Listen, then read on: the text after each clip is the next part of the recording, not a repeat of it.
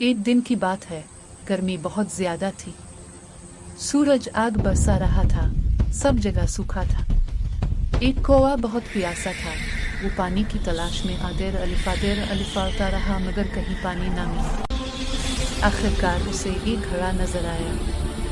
कौवा खुशी से घड़े के पास गया, लेकिन जब अंदर झांका तो देखा कि घड़े में बहुत थोड़ा सा पानी है, जो उसकी चोंच की पहुंच से नीचे था।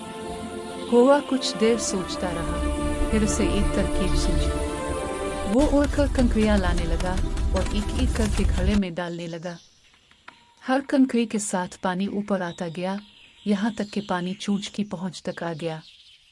कोई ने मजे से पानी पिया, अपनी प्यास बुझाई और खुशी खुशी अलिफा गया। इस कहानी से हमें यह सबक मिलता है कि अक्ल और मेहनत से हर मुश्किल का हल निकल आता है।